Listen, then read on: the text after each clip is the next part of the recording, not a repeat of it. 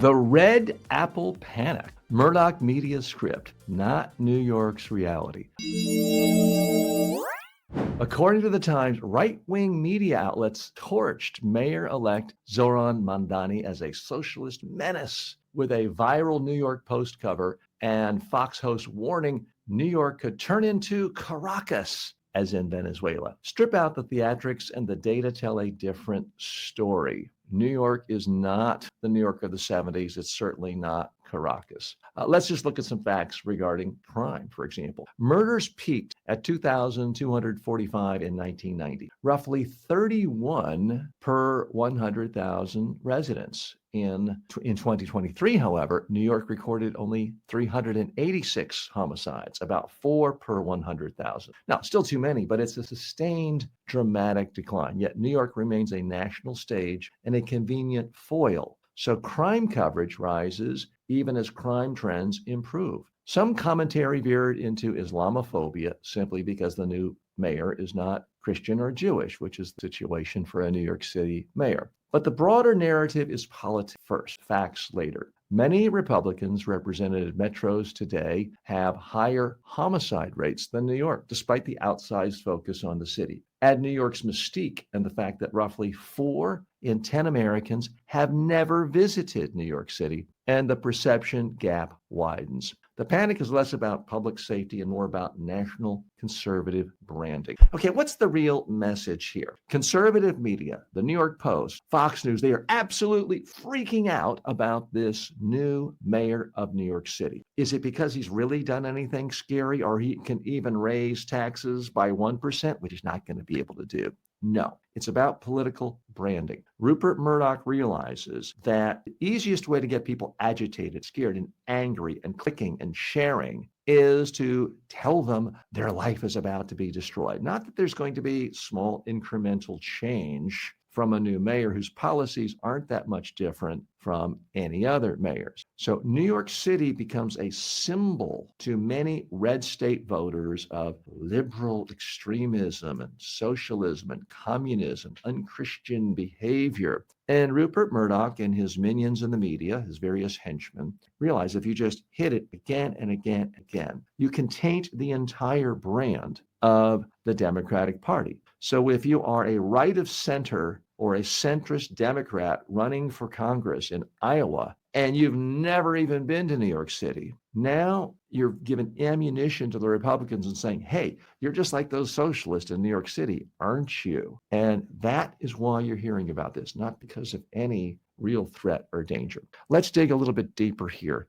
This has gone on for a long time, this hysteria, because let's face it, it sells newspapers. It gets people glued to their TV sets. As I mentioned to you earlier in the week, I think that both sides are misunderstanding the significance of Mamdani's win and what it's going to do, because the reality is political power in New York City is very diffuse. Yes, it's a strong mayorship. It's not a city manager type of thing, but he can't just raise taxes. The legislature has to do that. He can't just run huge deficits to give everyone free stuff because there's a balanced budget requirement. There's so many things that he might want to do to make the United States, no, not more like communist Cuba or 1980s Soviet Union, but there are plenty of things he might like to do to make New York City more like Copenhagen, which is a fantastic place and is often run by social democrats and democratic socialists, very similar ideologies to his, but he's just not going to be able to do it because the legislature has the power. The governor has power. The city council has power. He has the power to put a spotlight on problems, to come up with 5, 10, 20, 30 ideas of things that he think might improve it. And then maybe he'll get half a loaf, or in this case, a slice or two to make things better for his pet issue of affordability. And I'll just go ahead and go on record as saying, I think one of his suggestions, rent control, always backfired. I've lived in New York City, and I knew plenty of rich people who lived in rent-controlled apartments, and I couldn't get one, even though at the time I was poor. And it helped create an environment where most developers, real estate developers, are like, New York City, it's too much of a headache. You can't make money. and the regulation, the rent control, it stifles development. So I'm not endorsing certainly every one of his proposals, but the idea that this is going to become Caracas is an absolute absurdity.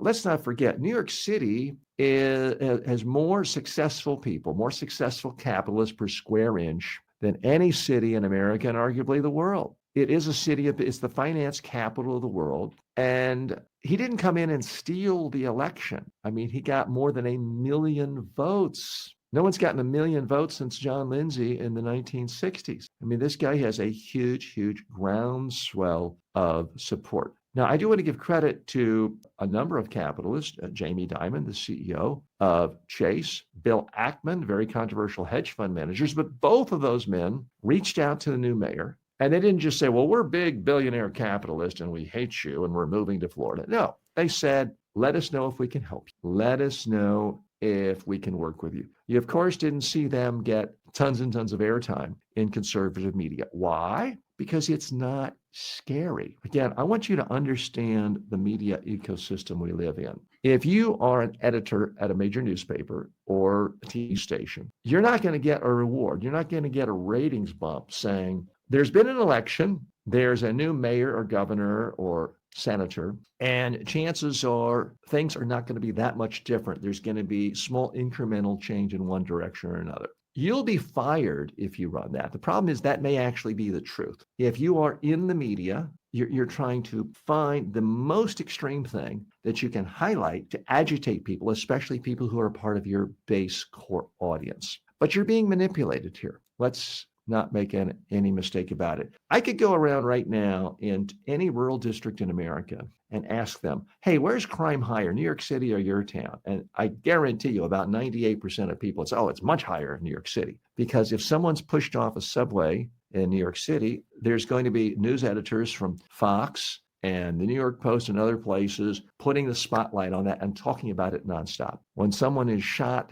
at the local filling station in a small town, chances are no one even hears about it. It certainly doesn't get national news. And especially when their local news reporter probably went out of business a few years ago, even people in the neighborhood might not know. Let's look at some interesting facts here, because again, New York City is such a symbol of liberal excess, of Democrats gone wild, and is supposedly such a hellhole that people's perception is crime is so much worse there. And that's one of many reasons of why you wouldn't want someone like Mamdani running it. So in Oklahoma City, the 5th congressional district, you have 10 to 11 people per 100,000 murdered. 10 to 11 people out of every 100,000 people in a conservative Republican state like Oklahoma were murdered in 2023, much higher than the murder rate of New York City. Tulsa, Oklahoma, again, this big conservative Republican state in the 1st congressional district,